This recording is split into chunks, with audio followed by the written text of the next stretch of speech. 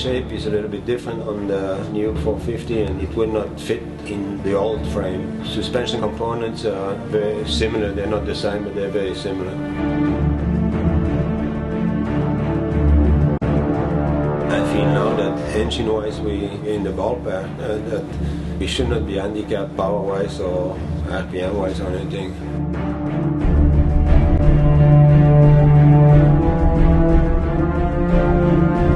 I just got confirmation a couple of days ago that all the tooling is done and that they started to build motorcycles, actually, complete motorcycles, beside the prototype one. We had two prototype ones that were built kind of one-offs, you know, machining-wise and all that, and that's what we have been testing with.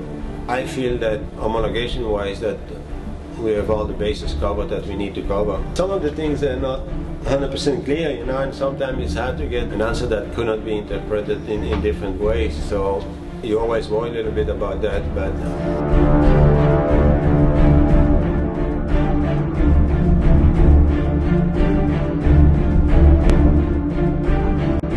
I'm not so sure what thinking was before I got there. I know the 350 was a big project and there was a lot of belief in it, and it's still a really good bike, and for many people I think it's a better bike than a 450 bike. The project leader from the 350 motor, he stuck up for his project, and the guys that got interested in doing the 450, they were on the other side.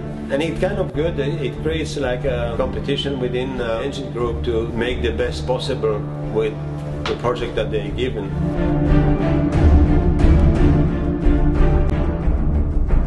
The 450 is really good. They've come a long way in rideability, but they also can get you in trouble and more power than needed for a lot of riders too, you know. So it depends your level of riding and what you like. And Caroli wins the championship and he wins it again this year, and you can look at it from that standpoint. And there was also the fact that the AMA and the FIM were both looking at limiting the class to 350 a few years ago. I think maybe the thinking of some people was, well, we'll build a 350 and be a step ahead because we will have already experienced with it.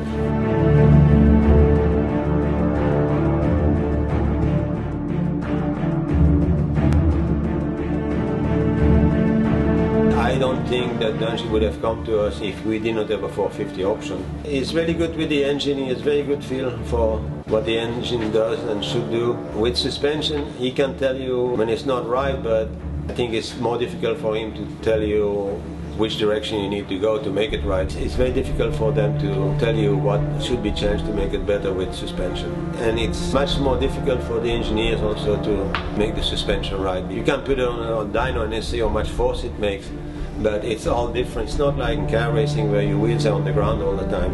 Here, half the time or more, they're off the ground. It's much more difficult for an engineer to understand what is right and wrong.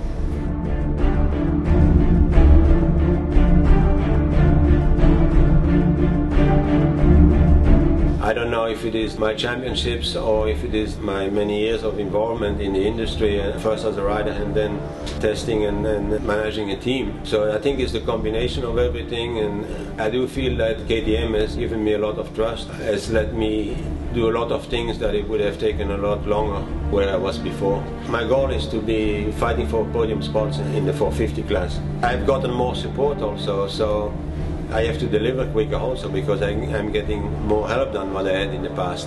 We have direct communication with each responsible of the different parts of the motorcycle, from the engine to suspension, chassis. You know, we can go directly and be in communication on a daily basis. Things are not filtered. They get the straight comments from the racetrack, usually the same day or with the time change the next morning. I think that's where we were able to make things a lot better.